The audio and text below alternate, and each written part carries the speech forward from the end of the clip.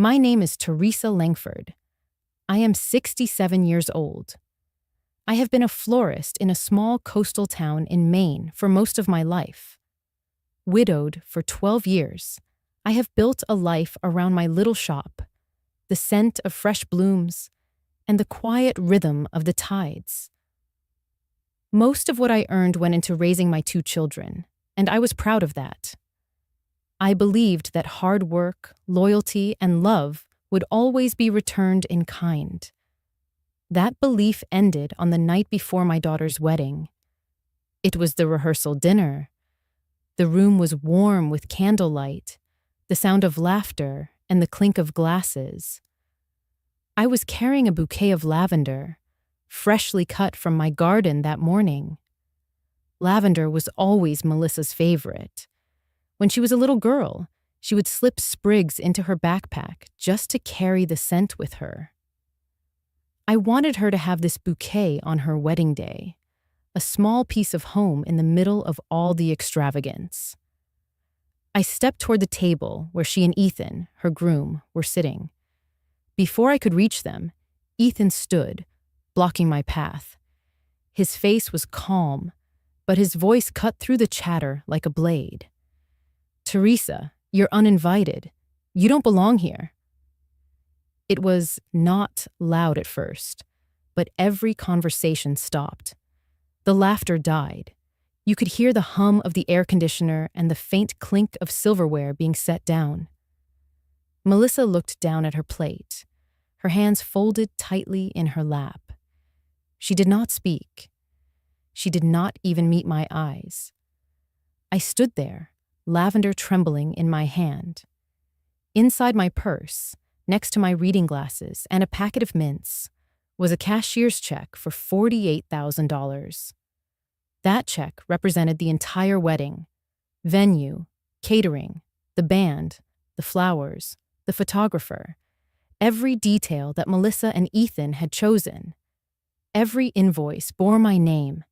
Every deposit came from my account. The bouquet felt heavier now, as if it carried the weight of every late night I stayed in the shop to fill extra orders. Every holiday I worked so my children could have what they needed. My throat tightened, but I refused to let tears fall. I would not give Ethan or anyone else here the satisfaction of watching me break.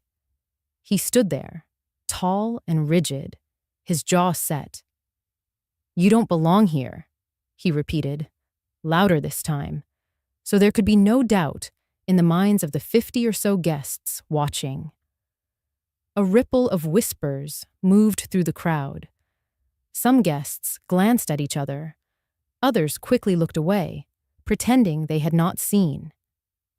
I searched my daughter's face for any sign, any flicker, that she would stand up for me. All I found was the reflection of the candlelight in her lowered eyes. I could have spoken then. I could have reminded everyone that without me, there would be no grand ballroom tomorrow, no champagne toast, no custom menu embossed with gold leaf. I could have told Ethan that the only reason they were getting married in the most sought-after venue in the county was because I had paid for it in full. But I did not. I turned, the scent of lavender trailing behind me, and walked toward the exit. The silence in the room was thick. My heels clicked softly against the polished floor. Each step felt deliberate, controlled. In my mind, I could hear my own voice, steady and quiet. If I am not welcome at my daughter's wedding, neither is my money. By the time I reached the parking lot, the night air was cool against my skin.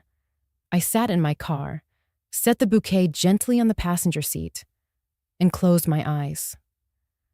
My hands were steady, but something inside me shifted, like a door closing for good. Within an hour, every wedding payment would be frozen, and what I did next would leave Ethan speechless. When Melissa was 8 years old, she was already small for her age, with hair the color of summer wheat and a smile that could soften even the hardest customer in my shop. I remember one late afternoon in early June, sunlight spilling through the front windows of Langford Florals, catching dust motes that danced in the air like tiny fairies. I was building an arrangement for a wedding order, my hands working automatically. Roses, white lilies, sprigs of lavender for fragrance and texture, when Melissa wandered in from the back room. She was barefoot, her little toes tapping on the cool tile floor. She reached for the edge of the work table, but it was still too high for her. With a tiny grunt, she dragged over a wooden stool, climbed up, and leaned across to watch me work. Without asking, she plucked a stem of lavender from the bucket and tucked it gently into the bouquet I was making. "When I get married," she said, her voice solemn as if making a vow, "I want lavender everywhere, and I want you to make it, Mama, all of it." I laughed, smoothing her hair back, and promised her I would. Back then, that promise felt as certain as the tide. That memory came rushing back in sharp detail as I steered my car out of the venue parking lot, the tires crunching over the gravel in the dim light. The lavender bouquet lay on the passenger seat, the same one I had carried into the rehearsal, the same one Ethan had blocked me from delivering.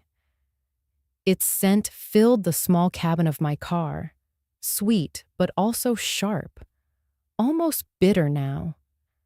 I kept glancing at it as though it were an old friend who had just been humiliated alongside me.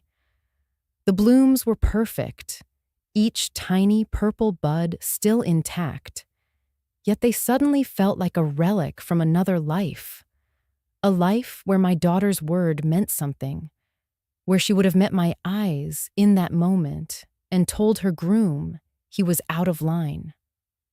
The road home wound along the coastline, dark except for the occasional flash of a lighthouse beam sweeping across the water.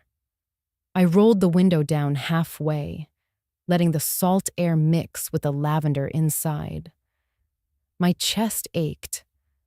The combination of scents took me back to a different night, one I rarely let myself revisit, the night my husband died. I had been in the shop late, trying to finish a funeral arrangement for a longtime customer. The phone call came just after 7. A car accident. By the time I reached the hospital, it was over.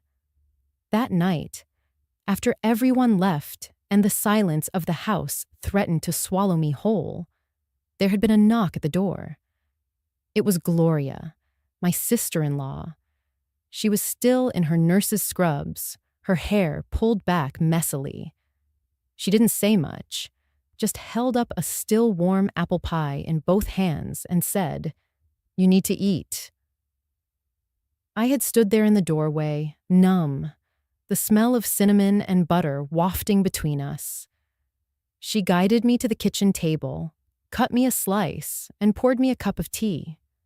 I couldn't taste any of it, but the simple act of someone showing up, unasked, stayed with me all these years. Lavender in a bouquet, apple pie and grief. Those were the anchors that held me through storms. Now, driving away from my own daughter's wedding rehearsal, those anchors felt far apart, but still tethered to me. The lavender beside me was not just flowers. It was a thread running through my life, tying together moments of joy and moments of loss. It was the sprig Melissa once tucked into my bouquet, with a child's certainty that her mother would always be part of her biggest day. It was also the silent witness to Ethan's words tonight, to Melissa's silence, to the quiet unraveling of something I thought could never be torn.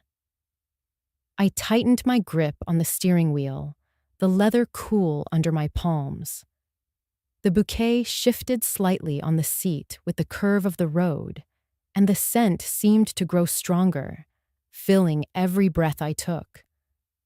I realized then that the lavender was no longer a promise. It was a reminder that love, even the deepest kind, needed boundaries to survive. A reminder that the people you sacrifice for can sometimes forget the cost. The house came into view at the end of the long drive, dark except for the porch light I'd left on. I parked, picked up the bouquet, and held it close for a moment before unlocking the door. Inside, the air felt still, waiting. I set the lavender in a vase on the kitchen table. It would stay there for now, its fragrance lingering, until I decided what to do next. And I knew I would decide. When I got home that night, the house felt colder than the air outside. I turned on the kitchen light, but it did nothing to warm the space. I set my purse down on the counter, the lavender bouquet beside it, and just stood there for a moment, listening to the hum of the refrigerator. My hands itched for something to do, so I walked over to the old oak cabinet against the wall. The top drawer stuck a little, as it always did, but I tugged it open and pulled out the stack of wedding contracts I had kept neatly filed. Each one was clipped and labeled, months of careful planning bound up in tidy paper piles. I carried them to the table and sat down, the wood cool against my forearms. I ran my fingers over the embossed letterhead of the first contract, the venue agreement. My name was printed in bold at the top, Teresa Langford, the client. Every deposit, every installment, every signature was mine.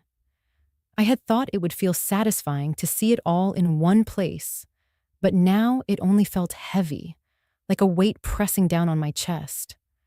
I pulled the next folder toward me, the catering invoice, then the florist, the photographer, the band. Each page was proof that I had not just given money. I had given time, thought, and pieces of myself I could never get back. That was the part no one knew, the truth I had not spoken to a single soul. To come up with the final payment for the venue and the honeymoon suite Melissa had chosen, I had sold my white gold wedding band. It had been the last tangible thing I owned from my husband.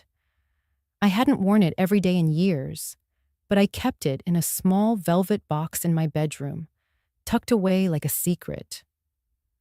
On the day I sold it, I remember holding it in my palm for a long time before walking into the jeweler's. The metal was smooth from years of wear, warm from the heat of my skin.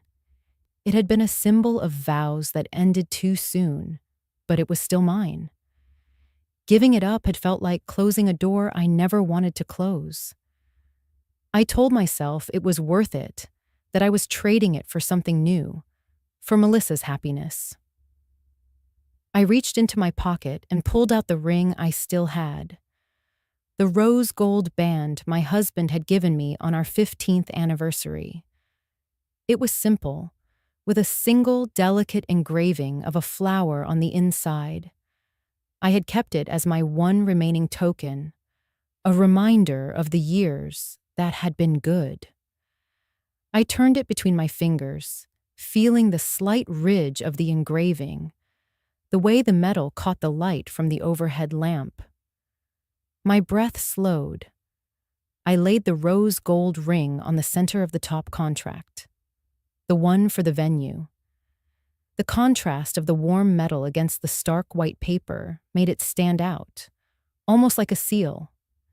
My fingers lingered there, resting on the band, and for a moment, the room was so still I could hear my own heartbeat. I imagined the ink of my signature months ago, when I had signed with hope. Now, the ring sat where a pen might, as if I were signing again, this time not with hope, but with loss, with resolve. I traced the letters of my name, printed at the bottom of the page. I thought of Ethan's voice, cold and certain, telling me I didn't belong. I thought of Melissa looking away. And then I thought of the white gold band, now in some display case, or melted down to be worn by a stranger. That trade had been my silent gift, my unseen sacrifice. And in that instant, I knew it was not just the ring I had given away. It was the assumption that my place in my daughter's life was unshakable. I picked up the ring again and held it tightly in my fist, the edges pressed into my palm, grounding me. Then I set it down gently beside the stack of contracts. I would not sell this one. I would not give it up for anyone's dream but my own. The lavender bouquet on the counter caught my eye, its purple blooms still perfect, as if untouched by the evening's ugliness. I rose, walked over, and brought it back to the table, placing it beside the ring and the papers. Side by side, they looked like the pieces of a puzzle I had finally solved. Love, loss, and the line I would no longer let anyone cross. I sat there for a long time, the quiet wrapping around me. I didn't need to speak the truth aloud to know it was real. I had given everything I could, and now I would start taking back what was mine. I stared at the contracts spread across my kitchen table, the rose gold ring still resting beside them. The lavender bouquet was close enough that its scent wrapped around me like a reminder of everything that had just unraveled. My hands felt steady now, but my mind was moving quickly, connecting pieces, calculating what came next. I reached for my phone and scrolled through my contacts until I found the name I knew would understand: Sophie Turner. Sophie and I had been friends since high school. Back then, she was the one who always spoke up when the rest of us stayed quiet. The girl who could turn a losing debate into a win with nothing more than a measured tone and a raised eyebrow. Life had made her sharper. She became a contracts attorney in Portland, specializing in commercial disputes. Over the years, we stayed in touch, trading holiday cards and the occasional lunch. I had once helped her pick out flowers for her daughter's graduation, and she had walked me through renegotiating my shop's lease without charging me a dime. The phone rang twice before she answered. "Teresa, it's late. Is everything all right?" I looked at the lavender, then at the stack of papers. "No," I said, my voice calm but firm. "I need you to check something for me. I have all the contracts for Melissa's wedding: the venue, catering, flowers, photography, the honeymoon. I want to confirm they're all in my name." There was a pause on her end, the sound of papers shuffling faintly in the background. "Do you have them in front of you?" she asked. "I do," I replied, already flipping to the top page of the venue agreement. Client name: Teresa Langford. My signature, my address, my payment details. All the deposits came from my account.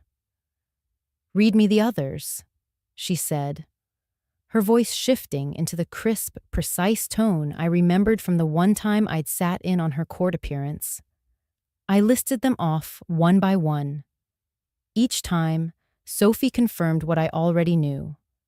"They're yours," she said finally. "Every single contract is under your name. That means you have full authority to modify or cancel any of them, regardless of what Melissa or Ethan want." I leaned back in my chair. The hum of the refrigerator seemed louder now, as if it were listening in.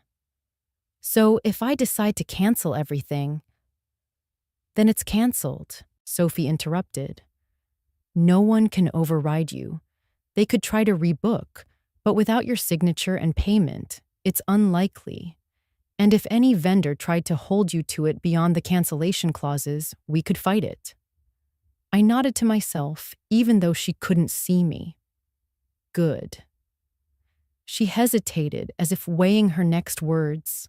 Teresa, this is a big step. Are you sure? The image of Ethan's face, of his voice telling me I didn't belong, came back like a flash of lightning in the dark. Melissa's bowed head, her silence. The sold wedding band, gone forever. Yes, I said, my tone steady. I'm sure. Cancel everything, right now. There was no tremor in my voice, no lingering question. Sophie exhaled slowly. All right. Email me copies of the contracts tonight. I'll start contacting the vendors first thing in the morning. If you want, I can have formal notices drawn up so they're airtight. Yes, I said again. Do that. As I ended the call, a strange sense of balance settled over me. An hour ago, I had been told I was unwelcome, shoved out of a room full of people who had once been part of my life. Now, with one decision, the ground had shifted. The entire wedding, every flower, every song, every plate of food, existed because of me. And without me, it would unravel completely. I gathered the contracts into a neat pile, slid the rose gold ring on my finger, and placed the lavender bouquet at the center of the table. It was no longer a symbol of a promise. It was the marker of a turning point. I had been dismissed, but I was not powerless. They had made it clear they did not want me there. Now they would learn what it meant to have my presence and my support withdrawn entirely. For the first time that evening, I felt something close to control. The morning after I spoke to Sophie, my phone started buzzing before the sun was even fully up. The screen lit with Melissa's name. First a call, then a text, then another. I didn't answer. I sat at the kitchen table with my coffee, watching the steam curl and fade while the phone lit up again. A new message came through, the words sharp even without a voice to carry them. You are destroying my life. Another followed seconds later. Do you have any idea what this will do to us? I set the phone face down on the table. My coffee tasted stronger than usual, bitter on my tongue. In my mind, I answered her, but not in the way she wanted. No, Melissa, I am not destroying anything. I am taking back what is mine. I thought about how easily the words could be twisted if I said them aloud, how quickly they could become more proof for her and Ethan that I was selfish, unreasonable, cruel. So I kept them inside, where they stayed warm and solid, not up for debate. The buzzing didn't stop. A voicemail icon appeared. I didn't listen to it. I wasn't ready to hear my daughter's voice shaped around anger instead of love. Outside, the shop's sign creaked softly in the breeze. It was nearly time to open. I drained my coffee, took the lavender bouquet from the table, and placed it in the shop window. Customers would notice it, maybe ask about it. I didn't mind. Let them. Around mid-morning, I was in the back trimming stems when I heard the front door chime. Teresa? The voice was familiar, warm in a way I hadn't realized I needed. I stepped out to see Gloria standing there, holding a pie tin wrapped in a clean dish towel. The smell of cinnamon hit me first. So vivid, it almost stopped me in my tracks. She smiled, though there was a softness to it. I baked this early. Figured you could use something warm. She set the pie on the counter, unwrapping it just enough for the golden crust to show. Steam curled from the vents in the top. I felt my throat tighten. You didn't have to do that. Gloria shook her head. Your family, and from what I hear, you've had a hell of a couple of days. She glanced around the shop. her eyes landing on the lavender in the window, but she didn't ask. Instead, she said, "I'm not here to talk about them. I just want to make sure you've eaten." For a moment, I didn't trust my voice. I busied myself finding plates and forks, letting the sound of the drawer sliding open fill the space where I might have said too much. We sat on the stools near the counter, cutting into the pie. The first bite was still warm, the crust flaking perfectly, the apples soft without losing their shape.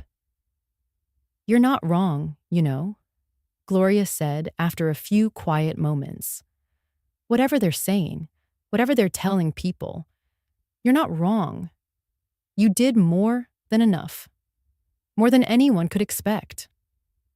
I looked down at my plate. "They don't see it that way." She shrugged. "They don't have to. You know the truth, and so do I. But you need to keep your strength up. This isn't over." Her words settled into me like the pie's warmth. Gloria had always been like this, solid, without the need for theatrics. Years ago, when my husband died, she had shown up with food and quiet company. No speeches, no false promises, just presence. That was worth more than anything else people tried to offer. We finished our slices in silence. When she left, she patted my hand and said, "Remember to eat, all right?" I watched her walk out to her car, the dish towel tucked under her arm, and felt the weight in my chest ease just a little. There was still a long road ahead, but for the first time since Ethan's words at the rehearsal, I felt less alone. Some people's loyalty doesn't waver when the air gets thin. They don't question whether you belong. They show up at your door with something warm in their hands and a steadiness in their voice. The pie sat on the counter, half gone, the scent still drifting through the shop. It mixed with the lavender in the window, creating a fragrance that felt almost like home. My phone buzzed, again on the counter. I didn't reach for it. Some messages can wait. Some don't need answering at all. I opened the shop early the next morning, but I didn't unlock the front door for customers. The sign in the window still read, "Closed." Today wasn't for business as usual. Today was for dismantling something I had built piece by piece over the last year. I made a pot of tea, set the lavender bouquet on the counter beside my phone, and spread the wedding contracts out in front of me. Each one was crisp, neatly filed, with my name printed in bold at the top and my signature scrawled across the bottom. They had been symbols of generosity once. Now they were tools. The first call was to the venue. I flipped to the agreement, my fingertip resting on the clause about client-initiated cancellation. I dialed, the phone cool against my ear. "Langford Florals." The receptionist answered cheerfully. "How can I help you?" I gave my name, the date of the event, and the contract number. There was a pause. Then, "Oh yes, we're all set for Saturday." "I'm canceling, effective immediately," I said, my tone as even as the line I had traced with my finger. A hesitation. "Ma'am, there will be a substantial cancellation fee." "There will not," I interrupted. "Section 4B. Client may cancel without penalty if notice is given prior to the 72-hour mark. This is that notice. Process the termination." Silence. Then, a clipped, "Understood. We'll send confirmation." I ended the call and set the contract aside. One down. The florist was next. Not my shop. Melissa had chosen an upscale supplier in the city. I gave them the contract number, heard the rustle of paper on their end. "We have the arrangements in progress," the woman began. "You can stop," I said. "This is the client terminating the order." My thumb brushed over my own signature at the bottom of the page. A quiet reminder that this was mine to end. Third was the catering company. I could smell the rosemary chicken from their tasting menu in my memory, the way Melissa had leaned into Ethan's shoulder that day, laughing at something he whispered. I let that image pass through me like smoke and said firmly into the receiver, "This event is canceled. Refund per contract terms." The man on the other end started to protest until I read him the exact section and line number. He conceded quickly after that. The photographer was polite, almost relieved. "Of course, Mrs. Langford. We can open the date for another client. I'll email confirmation this afternoon." I thanked them, not because I needed to, but because it felt good to leave one conversation without the static of argument. Finally, the honeymoon resort. The contract wasn't technically a wedding vendor, but it was in the same folder, paid for with the same care. The clerk who answered had a warm accent and a gentle voice, but my instructions were the same. Cancel the reservation for Ethan and Melissa Whitaker. Yes, I am the one who booked it.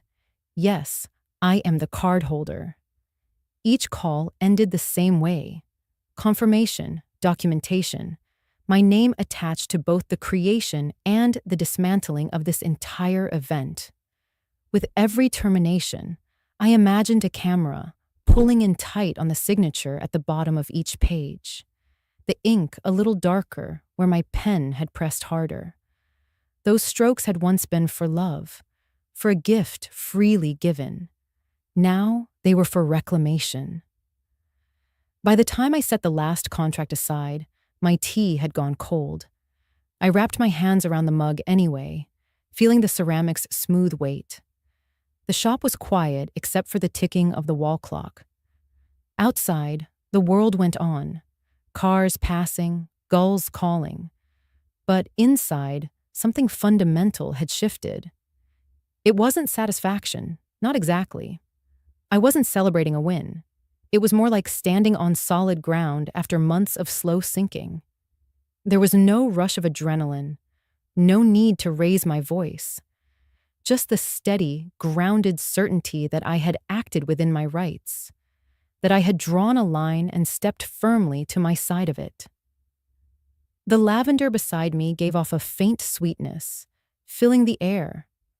I looked at it and thought of the little girl who once promised she would want me at her wedding. That promise was gone, but the scent remained, gentle, persistent, unmistakable. I took a deep breath, let it out slowly, and gathered the contracts into a neat stack. They would stay in my desk now, each one marked not just with my signature, but with the quiet decision that would change everything. The email from Sophie came just after noon. The subject line short and sharp. Statement. I sat at the kitchen table with my laptop, the lavender bouquet resting in a vase within reach, its faint scent mingling with the smell of coffee that had gone lukewarm. I clicked the attachment, and a PDF bloomed across the screen. Page after page of charges tied to the same credit account I'd opened for wedding expenses. I scrolled slowly at first, then faster, my eyes darting between the dates and the merchants. The duffel punch I had braced for, the $18,700 cruise booking, sat halfway down the first page, but it was surrounded by a constellation of other charges. $500 here for a day spa, $2,000 for a deposit at a high-end handbag boutique, another $3,600 for a private chef experience, the kind of thing you'd hire to impress friends in a rented villa. There were catering tastings in New York, not the local ones we'd attended together. Custom tuxedo fittings in a city neither of them had reason to be in. A diamond bracelet, not from my family jeweler, but from a store known for celebrity clientele. Every line item had a timestamp, each one a pinprick on the map of my last few months. They painted a picture I had refused to see clearly until now. I leaned back in my chair, fingers resting lightly on the trackpad, and felt the shift inside me. Something between grief and an almost surgical clarity. It wasn't just the wedding. It wasn't just one moment of humiliation at a rehearsal dinner.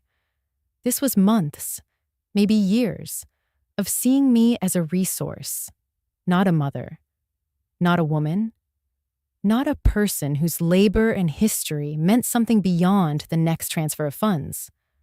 I zoomed in on the cruise booking, my own name in the billing contact field, and read it twice. $18,700. Enough to replace my car, to put a new roof on the shop, to seed the retirement account I had been neglecting for their sake. And there it was, earmarked for a week of champagne toasts on a ship I'd never set foot on. My voiceover, if anyone could hear it, would have been low, steady. They didn't just want the wedding. They wanted my whole life as their wallet. I thought of the white gold wedding ring I had sold, the nights I stayed late at the shop, taking extra orders, telling myself it was worth it to give Melissa the day she dreamed of. I remembered the little girl in the lavender-scented apron and tried to reconcile her with the woman who now let someone else speak for her while I was told to leave. The statement pages blurred for a moment, not from tears, but from the tightness in my eyes, the way you feel when you've been staring into something you can't unsee. I closed the file, saved it to a folder titled Records, and shut the laptop gently. I didn't need to yell or storm out or call anyone in anger. I didn't need to plead for understanding. I just needed to keep moving forward, one fact at a time, one contract at a time, one truth after another, until there was nothing left for them to take. The lavender's scent seemed stronger in that moment, as if it too had decided to linger no matter how the air shifted.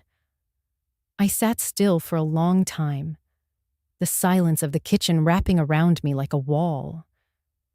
Then I reached for my phone, not to call Melissa, not to call Ethan, but to text Sophie 2 words. Keep digging.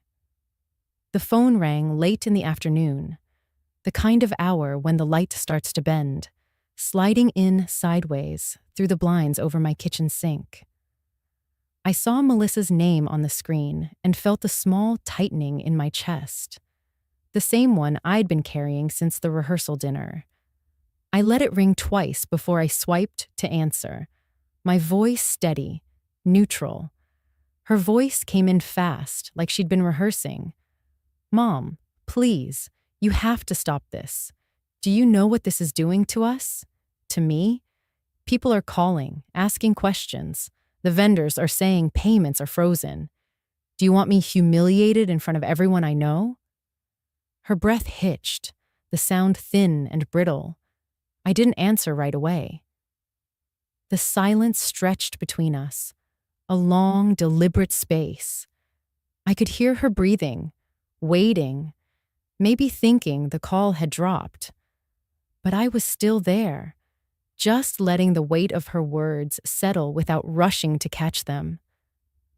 Do you? She pressed again, her voice cracking. Do you want me to lose face like this? When I finally spoke, my voice was calm enough to surprise even me. You're worried about losing face. I'm worried about losing myself. The words were almost a mirror of hers, but reversed.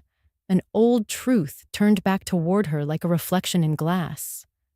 She didn't respond right away, and I imagined her blinking, recalibrating, realizing I wasn't going to argue or apologize.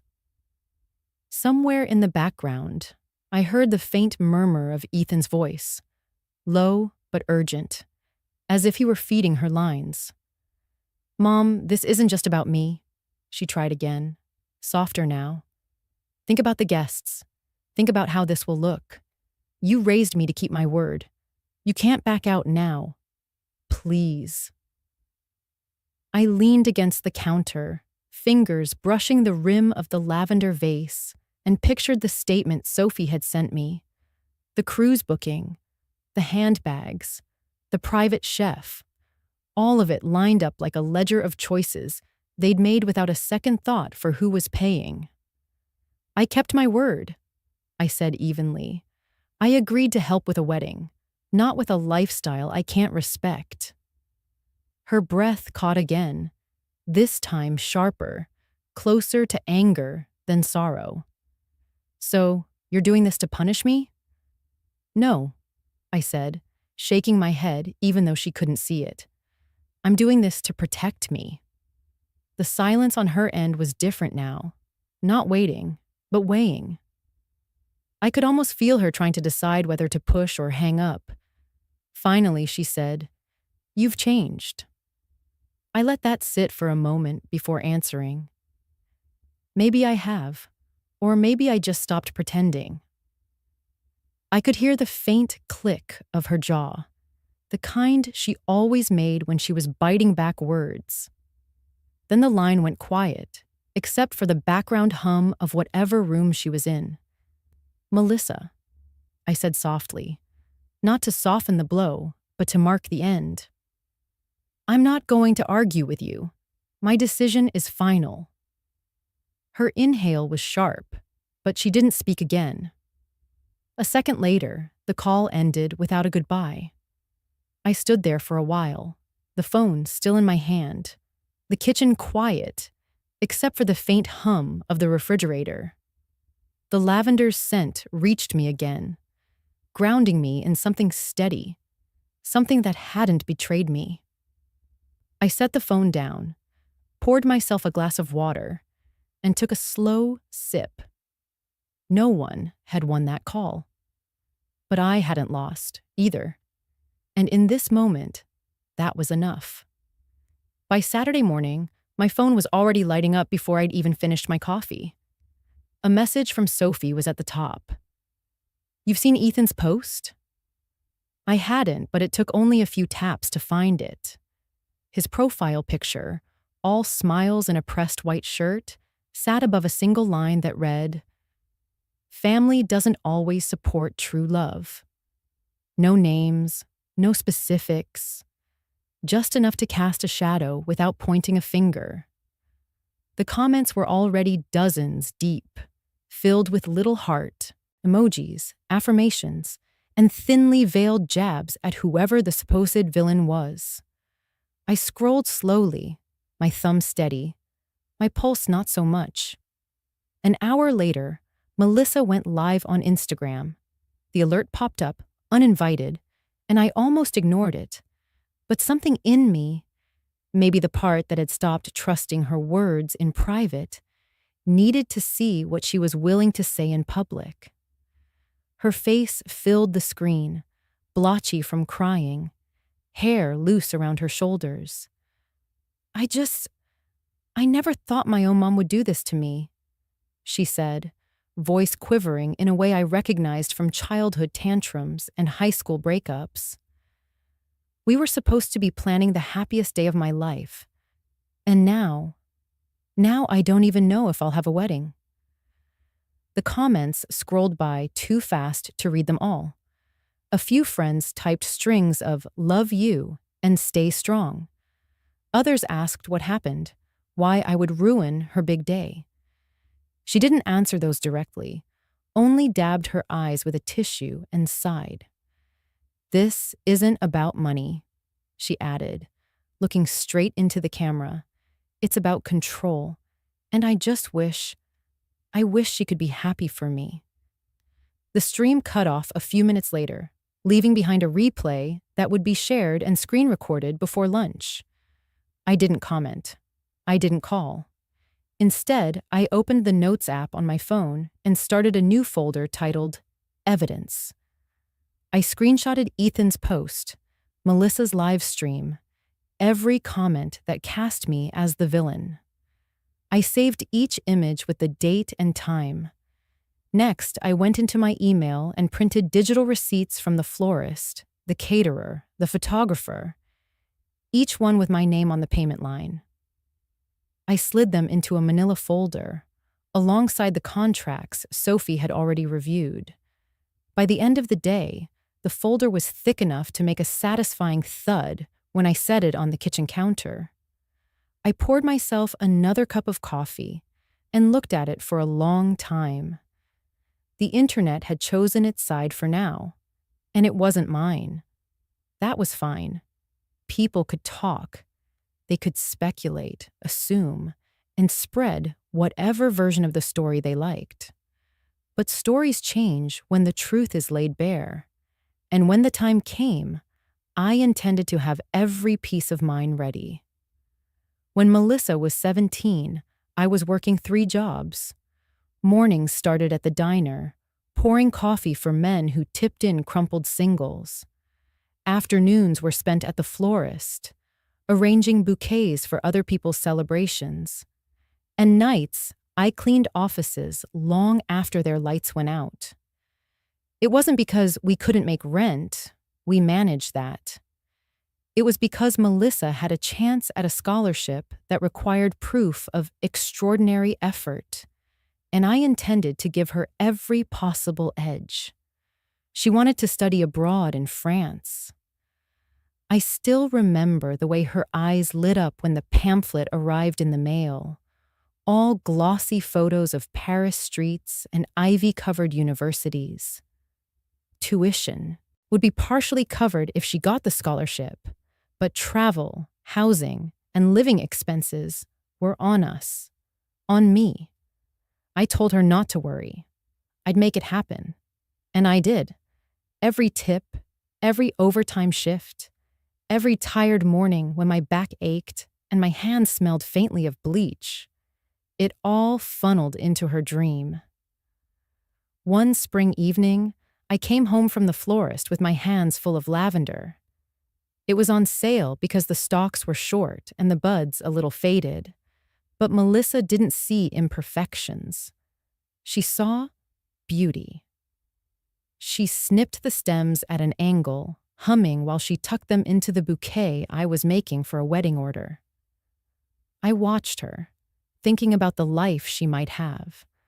A life where she wouldn't need to work herself raw, just to afford an opportunity. That memory came back to me tonight, sitting alone in my living room with only the amber glow of the table lamp beside me. The house was quiet, except for the slow tick of the clock on the mantel. I had the photo album open across my lap, the pages heavy and familiar under my fingertips. I turned past baby pictures, her in the little yellow sundress I'd sewn myself, her first day of kindergarten with the backpack almost bigger than she was. I slowed at the high school years. There she was, hair swept up, wearing the prom dress we'd found secondhand, but altered together until it looked like it belonged on a runway.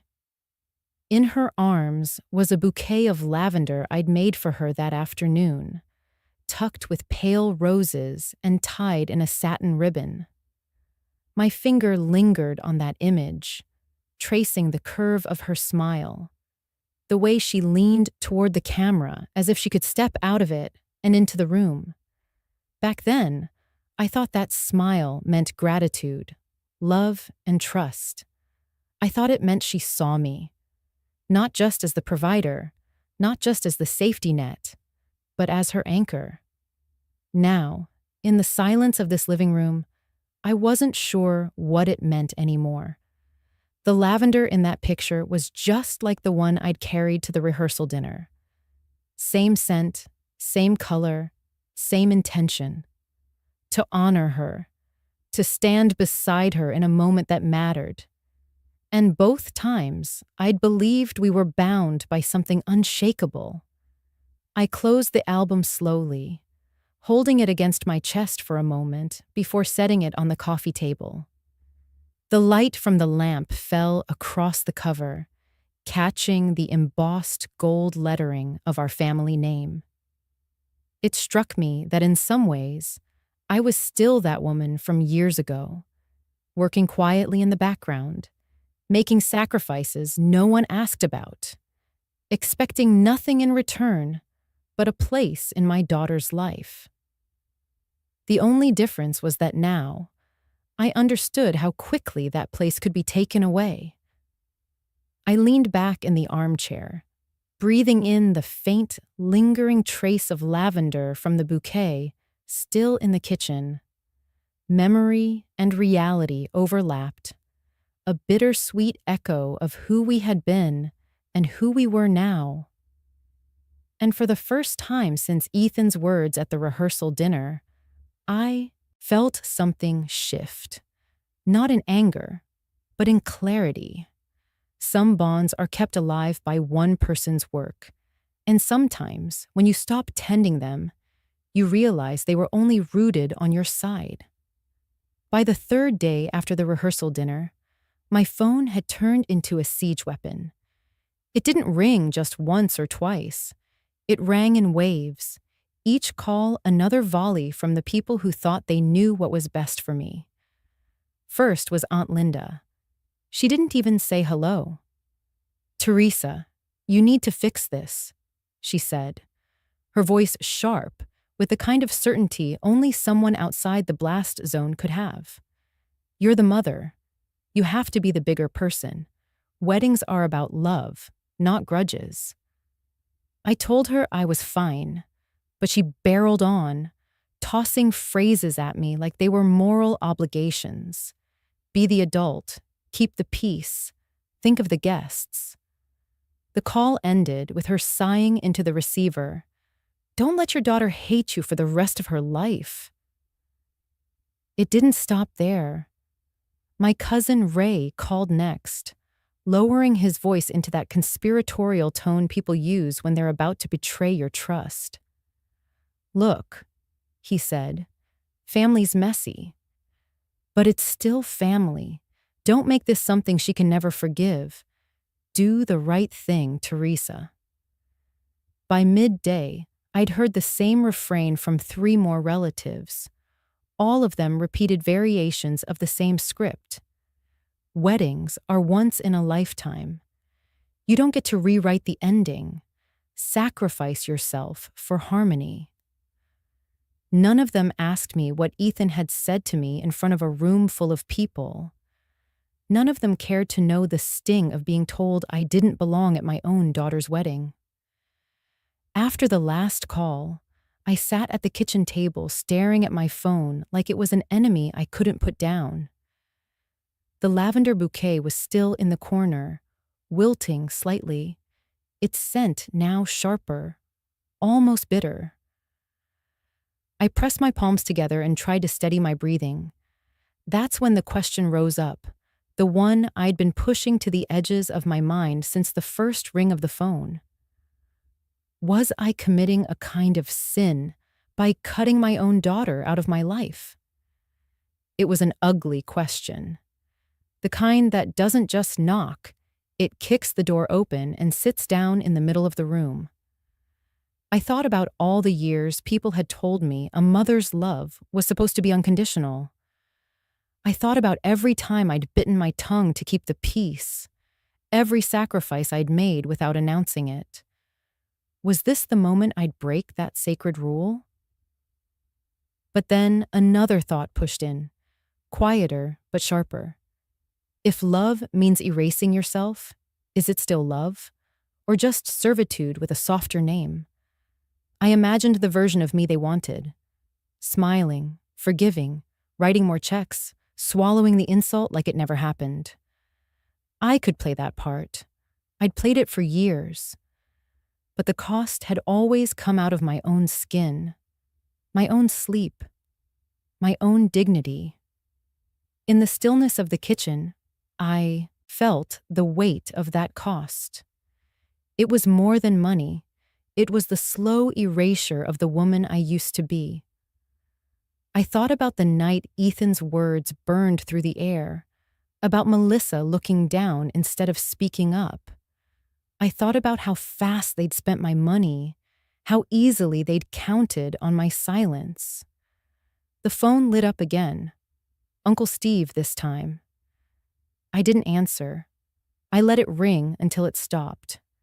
I wasn't ready to say it out loud yet, but deep down, I knew the truth. Protecting myself didn't make me a bad mother. It made me a whole person. And for the first time in a long time, that felt like reason enough to hold the line. That night, after the last of the calls had stopped and the house finally fell into its familiar quiet, I pulled a sheet of cream-colored stationery from the drawer. The same kind I used years ago to write thank you notes and birthday cards to Melissa when she was away at college. My hand hesitated above the paper for a long time before the pen touched down. I started with her name, plain and unadorned. Then the words began to flow, not in anger, but in the slow, steady current of memory. I wrote about the winter she was 6, when she came down with the flu, and I stayed up 3 nights straight, sleeping in a chair beside her bed so I could press a cool cloth to her forehead every hour. I told her about the afternoons I skipped lunch at the flower shop, drinking tea instead, so I could stretch the grocery budget far enough to cover her ballet classes. I reminded her of the way I saved every flyer for scholarship fairs when she was in high school, the way we sat together, filling out forms until midnight, my hand cramping from writing. I told her the part I had never spoken aloud, that when the scholarship fell short, I sold my white gold wedding ring, the one your father slipped on my finger in the spring of 1982. The only piece of him I had left besides the photographs and the smell of his old sweater in the back of my closet. I wrote about standing in the pawn shop, turning the ring over in my palm one last time before letting it go, thinking it was just another small price to pay for her future. The pen scratched on. I didn't dress the words up or try to make them noble. I told her I was proud of every sacrifice, but I also told her that each one had come from a place of choice, not obligation. That I gave because I loved her, and because I believed love was a seed you planted without keeping score. And then I wrote the part I needed most for myself. That love does not mean erasing who you are to keep someone else whole. That the day she let Ethan tell me I didn't belong, without speaking up, something inside me shifted, not into hate, but into clarity. By the time I stopped, 4 pages lay filled before me. I read them once, quietly, the way you'd read a prayer you weren't sure you believed in yet. Then I folded the pages carefully, slid them into an envelope, and sealed it shut. I didn't write her address on it. Instead, I tucked it into the second drawer of my desk, beneath the folder that held my will and the deed to the shop. I sat there for a long while, fingers resting on the smooth paper, feeling the weight of what I had written. Not for her, but for me. It wasn't a letter meant to change her mind or win her back. It was the truth I needed to set down, the map of all the roads I had walked for her, ending at the point where I finally turned toward myself. When I closed the drawer, I felt a stillness settle in my chest. Not peace exactly, but the first shape of it. I had given my side of the story a home, even if no one else would read it. In that moment, it was enough. The morning of the wedding broke clear and cold, the kind of early autumn day when the air feels sharper, almost metallic, and the horizon looks washed clean. I woke in the small cabin I had rented by the bay, a place I'd chosen for its quiet. The floorboards creaked softly under my feet as I padded to the kitchenette, brewing coffee that filled the room with its steady, familiar warmth. From the front porch, the view stretched wide, slate blue water rippling under a thin veil of mist, gulls circling and calling overhead. I wrapped myself in a thick wool cardigan, the same one I'd worn the winter Melissa left for college, and took my coffee down to the narrow strip of beach. The sand was damp and cool beneath my shoes, the tide pulling and releasing with its ancient rhythm. I told myself I wasn't going to think about the time, but by noon I was aware, too aware, of what the day held elsewhere. The ceremony would start at 2. Somewhere, Melissa would be having her hair pinned, her veil smoothed into place. Somewhere, Ethan would be checking his tie in the mirror. Somewhere, the lavender I once promised to arrange would be sitting in a vase I'd never touch. Back inside, I lit the small wood stove, letting the flames eat at the kindling until they caught. I tried reading, but the words blurred. I set the book aside and sat at the small table by the window, watching the light shift on the water. At exactly 2:03 p.m., the phone rang. The sound split the stillness. Sharp, insistent. I didn't move at first. The second ring came, then the third, each one cutting through the cabin's soft hush.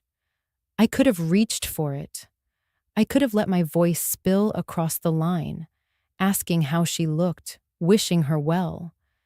I could have pretended, just for today, that I was still part of it. Instead, I stood and walked to the door. The phone kept ringing behind me, muffled now by the distance. I stepped onto the porch, the boards cool under my bare feet. The wind off the bay caught the edge of my hair, carrying with it the salt and the faintest scent of seaweed. Out on the water, a lone sailboat leaned into the wind, its white sail flashing in the sun. I stood there until the ringing stopped. The silence that followed was not empty. It was full, layered with the sound of waves folding over themselves, the slow creak of the dock, the distant call of a gull. I realized I had crossed something invisible, not by walking forward, but by standing still. I wasn't waiting for permission. I wasn't reaching for the comfort of a role I no longer recognized.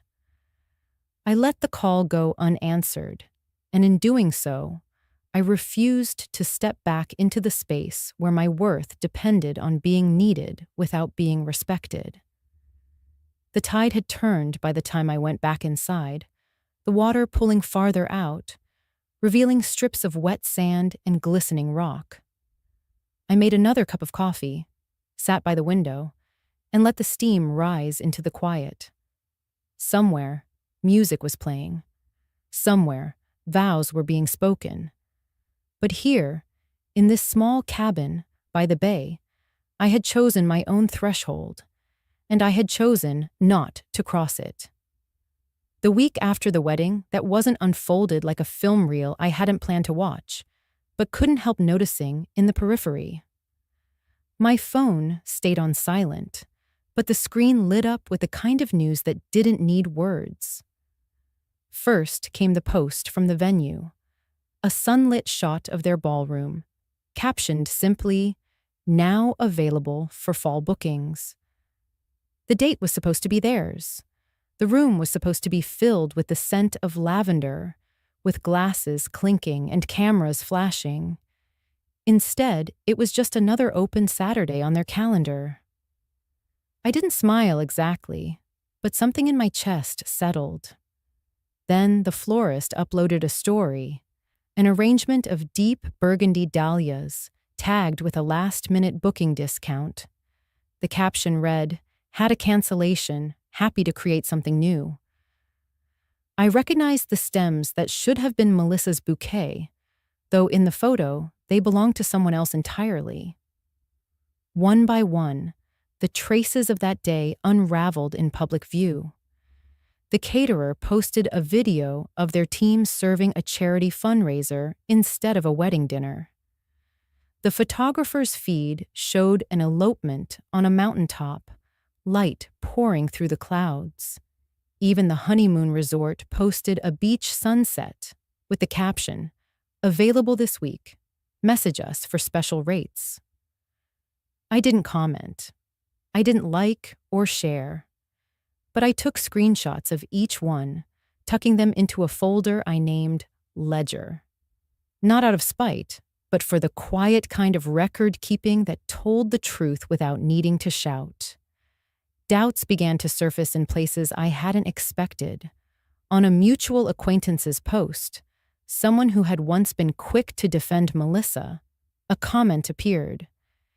"If you can't pay for it yourself, maybe don't insult the one who did." No names, no direct tags, but it didn't need them. The truth has a way of slipping through, even when you try to stitch it closed.